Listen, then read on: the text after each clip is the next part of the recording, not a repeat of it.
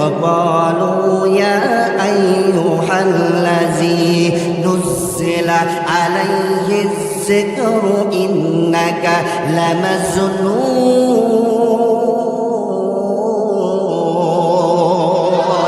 এই মক্কার মধ্যে যে যার উপর কোরআন নাযিল হয়েছে মুহাম্মদ, এই মুহাম্মদ একজন পাগল, এই মুহাম্মদ একজন পাগল। বলি নাউজুবিল্লাহ। বলেন তো শুনি, আমার নবী কি পাগল ছিলেন? আরো জোরে বলেন, আরো জোরে। আল্লাহ তাআলা জানিয়ে দিলেন আমার নবী পাগল ছিলেন না, সুন্দর করে জানিয়ে দিলেন, বলে দিলেন নুন ওয়াল কলামি ওয়া মা ইয়াসতুরুন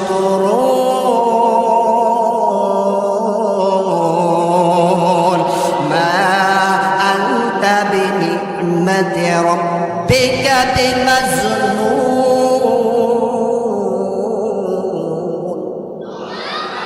আল্লাহ তাআলা এই সূরাতুল কলমের প্রথম আয়াতে শপথ করে বললেন, আমি কলমের শপথ করে বলতেছি, আমি আমার নবীকে পাগল করে পৃথিবীতে পাঠাই নাই। আরো জোরে বলেন আল্লাহু আকবার। আমার ভাইরা মুহাম্মদকে পাগল বলতে লাগলো, মক্কার মধ্যে ঢোল তবলা বাজিয়ে মুহাম্মদকে পাগল প্রচার করতে লাগলো। আমার ভাইরা তৎকালীন জামানার মক্কার রাষ্ট্রপ্রধান ছিলেন মিস্টার আবু জেহেলকে। আরো জোরে বলেন। এই আবু জেহেল তৎকালীন জামানার আবুল আহাব, আবু জেহেল, উতবা, সাইবা, মুগিরাদেরকে নিয়ে এক জায়গায় বসে মিটিং করলেন। বলতে লাগলেন, মক্কায় তো ব্যবসার সময় এসে গিয়েছে, হজের মৌসুম এসে গিয়েছে, এখন যদি অন্য দেশ থেকে অন্য রাষ্ট্র থেকে মানুষেরা হজ করতে আসবে, ব্যবসা করতে আসবে, যখনই মুহাম্মাদের মুখের মিষ্টি মিষ্টি কথাগুলো শুনবে, মিষ্টি মিষ্টি চমৎকার চমৎকার মধুর মধুর কথাগুলো শুনবে, তারা মুহাম্মাদের হাতে হাত দিয়ে কালিমা পড়ে নিবে। কি করা যায়, কি করা যায়? মক্কার মধ্যে প্রবেশ দ্বার রয়েছে 12টা। কয়টা? আরো জোরে বলেন। এই 12টা পথ রয়েছে। অন্য রাষ্ট্র থেকে মক্কার মধ্যে প্রবেশ করার জন্য 12টা পথ রয়েছে। এই 12টা পথে আমাদের লোক লাগিয়ে দিতে হবে। তারা যখন আসবে, অন্য রাষ্ট্র থেকে মানুষেরা যখন এই রাষ্ট্রে হজ করতে আসবে, ব্যবসা করতে আসবে, আমাদের লোকেরা তাদের কানে কানে গিয়ে বলবে, মক্কার মধ্যে একজন পাগলের আবির্ভাব হয়েছে, নাম তার মুহাম্মদ। ওই মুহাম্মাদের কাছে যাওয়া যাবে না, মুহাম্মাদের কাছে যাওয়া যাবে না, মুহাম্মদ পাগল, মোহাম্মদ পাগল, মোহাম্মদ পাগল। বলি নাউজুবিল্লাহ। আমার ভাইরা তৎকালীন জামানার মিস্টার আবু জেহেল রাষ্ট্রপ্রধান 12টি পয়েন্টে মিলিয়ন মিলিয়ন লোক লাগে, মিলিয়ন মিলিয়ন টাকা খরচ করে, অর্থ খরচ করে, টাকা লক্ষ লক্ষ টাকা খরচ করে ওই 12টি পয়েন্টে সে তাদের লোক, নারী এবং পুরুষ লাগিয়ে দিল। আমার ভাইরা তৎকালীন জামানায় আবু জেহেল নবীকে মক্কার মধ্যে পাগল সাব্যস্ত করার জন্য মিলিয়ন মিলিয়ন টাকা খরচ করেছিল। আর বাংলার জমিনে খুনি হাসিনা আলেমদেরকে জেলখানার মধ্যে বন্দী করার জন্য তাদেরকে জঙ্গি হিসেবে সাব্যস্ত করে গ্রেপ্তার করত। একই, শুধু নাম আলাদার দেশ, শুধু একই, ওই আবুল আহাব আর এই আবুল আহাব একই।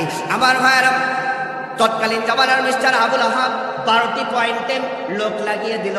ওই 12টি পয়েন্টে যখন লোক লাগিয়ে দিল, যখন মক্কার মধ্যে হজ করতে আসে হাজিগণেরা, যখন ব্যবসা করতে আসে ব্যবসায়ীরা, তারা বলতে লাগলো, এই মুহাম্মাদের কাছে যাওয়া যাবে না, মুহাম্মাদের কাছে যাওয়া যাবে না, মুহাম্মদ একজন পাগল, মুহাম্মদ একজন পাগল। বলি নাউজুবিল্লাহ। দেখবেন মানুষের একটা খেজিলাত খারাপ একটা অভ্যাস রয়েছে। যদি বলা হয় অমুক জায়গায় যেন যাসনি, ওই জায়গায় বলে একটা পাগল রয়েছে, গিলিপ করে হাতে কামড়াই দেবে। দেখবেন ও নড়ি চড়ি হলিও, আবদাল দিয়ে হলিও ওই পাগল দেখতে যাবে। কথা বলেন, কথা বলেন। এটা একটা অভ্যাস আছে না? আবদাল দিয়ে হলিও ওই পাগল দেখতে যাবে। আমার ভাইরা মক্কায় যারা হজ করতে এসেছিল, ব্যবসা করতে এসেছিল, তারা বলতে লাগলো, এত বছর মক্কায় হজ করতে আসলাম, ব্যবসা করি, আজ পর্যন্ত কখনো পাগল দেখলাম না। আজ মুহাম্মদ নামের পাগল না দেখে আমরা বাড়ি ফিরব না। এ খেলাকার খেলাকার ওমা কারু ওমা কারুল্লাহ ওয়াল্লাহু খায়রুল মাকিরিন। আরো জোরে বলো আল্লাহু আকবার। মক্কার মানুষেরা যারা ব্যবসা করতে এসেছিল মক্কায়, যারা হজ করতে এসেছিল মক্কায়, তারা দল বেঁধে মুহাম্মাদের দিকে যেতে শুরু করলো। আমার ভাইরা তারা নিজেরাই বর্ণনা করেন, আমরা পাগল মুহাম্মাদের দিকে যতই যাই ততই আমরা তার দিক থেকে সুগন্ধি সুঘ্রাণ আমাদের নাকের মধ্যে আসতে শুরু করলো। আরো জোরে বলেন আল্লাহু আকবার। আমার ভাইরা মক্কার ওই যারা ব্যবসা করতে এসেছিল, হজ করতে এসেছিল, তারা যখন ওই মক্কার ওই পাগল দেখার জন্য মুহাম্মাদের পাশে গেল, তারা অবাক হয়ে গেল, আশ্চর্য হয়ে গেল। একজন আর একজনের সাথে বলতে শুরু করলো, আজ পর্যন্ত আমরা কত না পাগল দেখেছি। পাগলগুলোর মাথার চুল থাকে লম্বা, পাগলগুলোর গায়ের জামাগুলো থাকে ছেঁড়া, গায়ে থেকে শরীর থেকে দুর্গন্ধ, পচা দুর্গন্ধ বের হয়। কিন্তু মক্কার মধ্যে এ কেমন মুহাম্মদ পাগল, তাকে যতই আমরা দেখি ততই আমরা তার প্রেমে পড়ে যাই। আল্লাহু আকবার বলেন। রহমাতুল লিল আলামিন নবী, রহমাতুল লিল আলামিন নবী, কোরআনে প্রমাণ, আশিক বিনে কে বুঝিবে আমার দয়াল নবীর শান, উম্মত বিনে কে বুঝিবে আমার মায়ার নবীর শান। সবাই বলেন না, শুনি। রহমাতুল লিল আলামিন নবী, রহমাতুল লিল আলামিন নবী, কোরআনে প্রমাণ, আশিক বিনে কে বুঝিবে আমার দয়াল নবীর শান, উম্মত বিনে কে বুঝিবে আমার মায়ার নবীর শান। নবী আমার মদিনারে বলবো, আমার আল্লাহ ভালোবেসে নামটি দিলেন হাবিবে রাসূল। নবী আমার মদিনারে বলবো, আমার আল্লাহ প্রেম করিয়া নামটি দিলেন মুহাম্মদ রাসূল। ওই নবীকে ভুল বুঝিলে, ওই নবীকে ভুল বুঝিলে থাকবে না ঈমান, আশিক বিনে কে বুঝিবে আমার দয়াল নবীর শান, উম্মত বিনে কে বুঝিবে আমার মায়ার নবীর শান। আরো জোরে বলেন আল্লাহু আকবার। আমার ভাইরা, নবী মুহাম্মদুর রাসূলুল্লাহ সাল্লাল্লাহু আলাইহি ওয়াসাল্লামকে যতই দেখে তার প্রেমে পড়ে যায়। সঙ্গে সঙ্গে সঙ্গে সঙ্গে ওই ব্যবসায়ীরা, ওই হাজিরা ডাক দিয়ে বলতে লাগলো, ও মুহাম্মদ বলো, ও মুহাম্মদ বলো, মক্কার মানুষেরা তোমাদেরকে পাগল কেন বলতেছে? কারণ আজ পর্যন্ত আমরা পাগল এই দুনিয়ায় অনেক পাগল দেখেছি। তাদের মাথার চুলগুলো থাকে লম্বা, উষ্ণ পুষ্ক, গায়ে থাকে ছেঁড়া জামা, গায়ের শরীর থেকে ময়লা দুর্গন্ধ বের হয়। কিন্তু তোমার যতই আমরা দেখি ততই তোমার প্রেমে পড়ে যায়। কি জন্য? মক্কার রাষ্ট্রপ্রধান তোমাকে পাগল সাব্যস্ত করার জন্য, পাগল ভাইরাল করার জন্য মক্কার রাষ্ট্র থেকে মিলিয়ন মিলিয়ন টাকা খরচ করে আমাদেরকে বলো। সঙ্গে সঙ্গে মুহাম্মদুর রাসূলুল্লাহ সাল্লাল্লাহু আলাইহি ওয়াসাল্লাম মধুর কণ্ঠে, চমৎকার কণ্ঠে বলতে লাগলেন, ও ব্যবসায়ীরা শোনো, ও হাজিরা শোনো, আমি শুধু মক্কার মধ্যে বলেছি লা ইলাহা ইল্লাল্লাহ, আল্লাহ ছাড়া কোনো মাবুদ নাই, কোনো ইলাহা নাই, তিনি এক এবং অদ্বিতীয়, তার সাথে কারণ শরীক করলে চলবে না।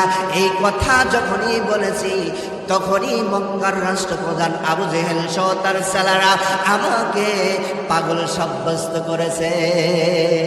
নাউজুবিল্লাহ বলেন। আমার ভাইরা, সঙ্গে সঙ্গে ওই যারা ব্যবসা করতে এসেছিল, যারা হজ করতে এসেছিল, সঙ্গে সঙ্গে তারা বলতে লাগলো, ও মুহাম্মদ বুঝতে পেরেছি, মুহাম্মদ বুঝতে পেরেছি, আবু জেহেল গদি লোভী, ক্ষমতা লোভী, আমরা আর তার দলে নাই। আপনার বরকতময় হাতটা বাড়িয়ে দিন।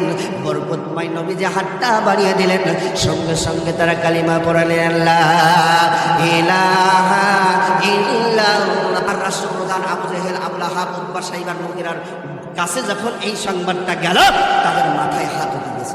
সর্বনাশ, সর্বনাশ, কি করতে চাইলাম কি হয়ে গেল, মুহাম্মদকে পাগল সাব্যস্ত করে চাইলাম, আর মুহাম্মদ দেখে মক্কার মধ্যে ভাইরাল হয়ে গিয়েছে। আরো আল্লাহু আকবার বলেন। এই খেলাকার খেলাকার খেলাকার, আরো জোরে বলেন। এবার এই জায়গা থেকে মিলান। আমার সৈরাসরা হাসিনা, খুনি হাসিনা বাংলাদেশ জামাতে ইসলামকে নিবন্ধন বাতিল করে বাংলাদেশের মানুষের কাছ থেকে জামাতে ইসলামকে তারা মুছে দিতে চেয়েছিল। কিন্তু 1 তারিখ গেল, 2 তারিখ গেল, 3 তারিখ গেল, 4 তারিখ গেল, 5 তারিখে ব্যাগ পুটলা নিয়ে মামুর বাড়ি দিল্লি পালাতে বাধ্য হল। আরো জোরে বলেন ঠিক কিনা? 5 তারিখ যেই হয়ে গেল আমার ভাইরা, সেই বাংলাদেশ জামাতে ইসলামীকে বাংলার বুকে তিনি ভাইরাল করে দিলেন। তিনি কে? আরো জোরে বলেন তিনি কে? এ খেলাকার, আরো জোরে বলেন খেলাকার। অতএব চিন্তার কারণ নাই, আল্লাহ আছে না নাই? যারা পৃথিবীর বুকে স্বৈরাচার করে গিয়েছে, অবৈধভাবে ক্ষমতা দখল করে গিয়েছে, তারা টিকতে পারে নাই। আজও যারা করবে তারা টিকতে পারবে না। কথা বলেন ঠিক কিনা? আরো জোরে বলেন ঠিক কিনা? আমার ভাইরা, মাঝে মাঝে কিন্তু ওই স্বৈরাচারের কিছু নেতারা, কিছু চেলাপাড়ারা কিন্তু মাথা ছাড়া দিয়ে উঠতেছে আনসার হয়ে। মাঝে মাঝে দেখবেন ওই কি হয়ে, রিক্সা চালক হয়ে মাথা ছাড়া দিয়ে উঠছে না। কথা বলেন, মাথা ছাড়া দিয়ে উঠছে না। আমার ভাইরা, সতর্ক হতে হবে। ওই সমস্ত আওয়ামী লীগের বাইরেরা যদি আবার বাংলার জমিনে নাশকতা করার চেষ্টা করে, দাঁত পরে জবাব দিতে হবে। কথা বলেন ঠিক না? কারণ নবীজি প্রথম পদক্ষেপ গ্রহণ করেছিল মক্কা বিজয়ের পর, তাদেরকে সবাইকে ক্ষমা করে দিয়েছিল, কিন্তু 14 জন ব্যক্তিকে ক্ষমা করে নাই। কয়জন ব্যক্তিকে? আরো জোরে বলেন কয়জন? 14 জন ব্যক্তির নাম ধরে ধরে বলেছিল। ঠিক এমন সময় এই কথা যখন শুনতে পেলেন, ইবনে খতাল নাম যখন শুনতে পেলেন, ইবনে খতালকে যেখানেই পাবে নবীজি বললেন তার শরীর থেকে মাথাটা আলাদা করে দিবে। এই কথা শুনে ইবনে খতাল কাবার গিরাব ধরে জড়িয়ে ধরলেন।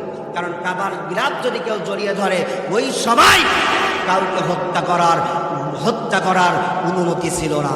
আমার ভাইরা, ইবনে খতাল যখন কাবার গিরাব জড়িয়ে ধরলেন, ঠিক এমন সময় এক সাহাবী দৌড়ে এসে নবীজিকে বললেন, ইয়া রাসূলুল্লাহ, ইয়া হাবিবাল্লাহ, আপনি তো ইবনে খতালকে কাবায় হত্যা করতে বলেছেন, কিন্তু ইবনে খতাল তো কাবার গিরাব ধরে রয়েছে, এখন আমরা তাকে কি করব? সঙ্গে সঙ্গে নবীজি বললেন, ইবনে খতাল কাবার গিরাব কেন, হাজরে আসওয়াদ চুম্বনরত অবস্থায় যদি থাকে, তাকে ওই জায়গায় হত্যা করো, মাথাটা আলাদা করে দাও। অতএব এখান থেকে আমরা শিক্ষা পেলাম, প্রথম পদক্ষেপ নবীজি মাফ করেছিল, আমরাও মাফ করে দিয়েছি। আমাদের সাথে ভাই হিসেবে আসো। যদি দেশের মধ্যে নাশকতা করার চেষ্টা করো, দ্বিতীয় পদক্ষেপ গ্রহণ করব, মাথাতে শরীর থেকে মাথাটা আলাদা করে দিবে। বাংলার জমিনের তাওহীদের দরকার। কথা বলেন ঠিক না? রাজি আছেন তো ভাই? স্বৈরাচারের আর এই দেশে কোনো সুযোগ দেওয়া হবে না, হবে না, হবে না। কথা বলেন ঠিক না?